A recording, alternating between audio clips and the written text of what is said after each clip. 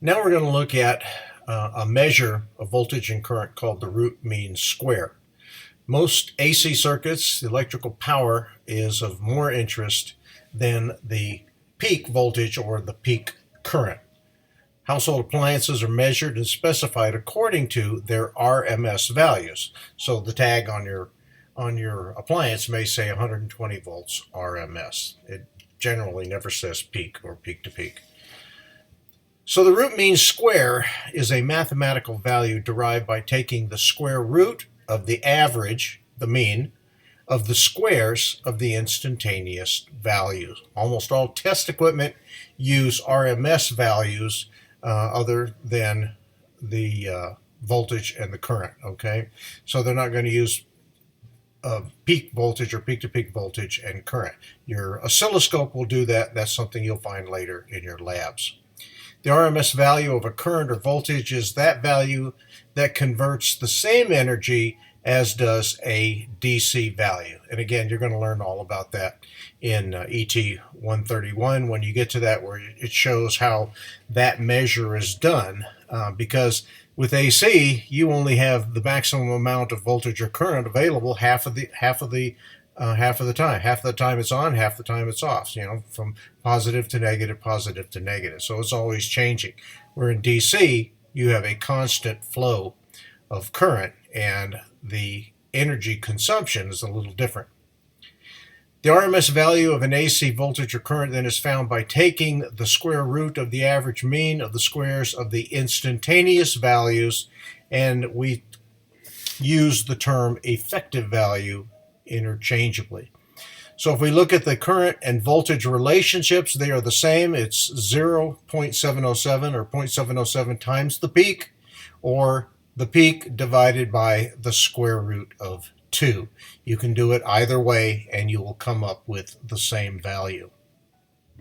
If we want to solve for peak values, you'll notice that we double it. So the peak value is 1.414 times the RMS value, or the square root of 2 times I RMS. If we want to solve for the peak-to-peak values, so E peak to peak is equal to 2 times the peak value, we end up with 2.828 times the RMS value of the voltage source, or 2 times the square root of 2 times the RMS value. Same thing for current. And if we want to solve for the effective values, the effective value is equal to the RMS value, which is 0.3535 times the peak-to-peak value, or you can divide it by 2 times the square root of 2. So there's lots of ways to arrive at it. Mathematically, each of these is the same, whether you're using the product or the quotient. So if we take a look at an example here, if the peak voltage is 12 volts, what are the RMS and the peak-to-peak values? So it's just a matter of grabbing the specific expression and plug in the values. So the voltage RMS is equal to 0.707 times the peak. So if our peak value is 12 volts, the RMS value is 8.48 value. So you see it's a little less than the peak value. If we want to solve for the peak-to-peak value, we double the peak value. 2 times 12 is 24 volts. For current, if the current is given as 20 milliamps, what are the RMS and peak values? Again, grab the expression. I peak is equal to 1.414 times the RMS value. Our RMS value was 20 milliamps, so the peak value of the current is 28.3 milliamps. If you want to do the peak-to-peak value, 2.828 times the RMS value, or multiplying it times 20 milliamps gives us 56.6 milliamps. Sometimes you want the peak value, the peak-to-peak value, the RMS value. It just depends on what type of analysis you happen to be doing. Something else you're going to learn a lot about once you get to ET132, the AC course, the lead and lag for a voltage and a current. Typically in inductive capacitive or reactive circuits, there will be lead and lags between the voltage and the current. Something you'll learn is called Eli the Iceman.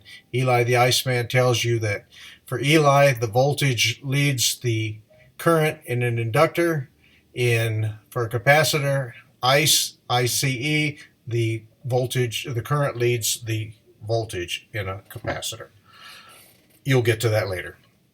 So when we have a purely resistive AC circuit, the applied voltage and circuit current equal 0 at the same time. So they also reach the peak values at the same time, and they're said to be in phase. So when you look at the sinusoids, you see that they will exactly track.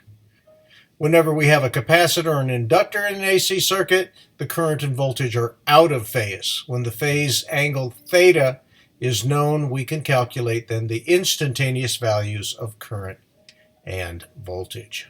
The applied voltage either leads or lags the current. If the applied voltage leads the current, then E, the instantaneous voltage, reaches its value of 0 volts, and E peak at an earlier time that does the current. Okay, then does the current. I hate when I do that. Sorry about that. Let's get it straight. The phase difference then can be anywhere from 0 to 90 degrees. And like I said, you're going to get all of that in ET132. So when you look at the red one is the voltage, the black one is the current. If you look at this, you can see that these two are out of phase.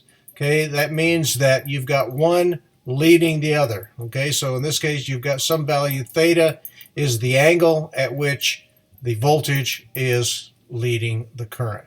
Okay, the voltage starts coming up. The voltage is at some point here, just as the current is at 0. If we keep tracking it, you can see that it tracks, it comes up, that the voltage then is at some maximum value when the current is still down here below. So if we just take a look at a quick little example here, we're not going to get into it. Like I said, when you get to 132, you're going to be doing a lot of this. So if we have the parameters that say that the peak current is equal to 50 milliamps and the peak voltage is 100 volts, the frequency is at 2 kilohertz. Using the current as the reference, compute the instantaneous values of the current, the voltage at 40 microseconds after the initial time t0 when the current leads E by 60 degrees. So they're giving us the parameters here. So you can see here on the two traces, we've got a current trace, which is the solid. We've got your voltage trace, which is the dotted line. You can see they've shown you where 40 microseconds occurs. At 40 microseconds here, we've got the current sitting at 21 or 24.1 milliamps, but the voltage is way down here at minus 58.8 volts. So those are the instantaneous values. Again, you can see that we've got a maximum current of 50 milliamps and a maximum voltage of 100 volts here. Okay, so this is just showing you graphically what's going on as the two values or the two sinusoids are being created. So if we wanted to calculate here omega t, 360 ft is equal to 2 kilohertz of frequency times 40 microseconds. Okay, so that's this value right here. That's that value of lead that's going on here between the current and the voltage. We have 28.8 degrees is the angle. If we want to calculate the current, then the instantaneous at that point, so we have 50 milliamps times the sine of that 28.8, which gives us 24.1 milliamps. So right there at that instantaneous value, we have 24.8 milliamps of current to the negative 51.8 of voltage. To calculate the peak voltage then, or the instantaneous voltage, the peak voltage times the sine of omega t plus or minus theta. Well, in this case, they said they wanted us to see when I leads E by 60 degrees. So there's theta, and there it's marked off at 60 degrees. So at that point, the voltage is at 0, and the current then at this case would be up here closer to 50 milliamps. So we need to calculate then what the voltage is doing at that offset.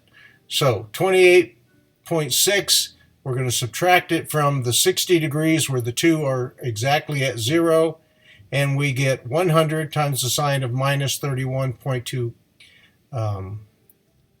31.2, that should be volts, not K. I got to change that. That's supposed to be volts right there. I don't think I can change it.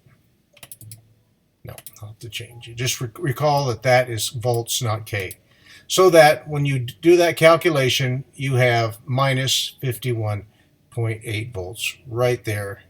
And so you have tracked the difference of 40 microseconds after time 0 when the current leads the voltage by 60 degrees. So, as I said, once you get to ET132, you're going to be seeing a lot of applications and a lot of analysis where you do lead or lag angles using capacitors and inductors.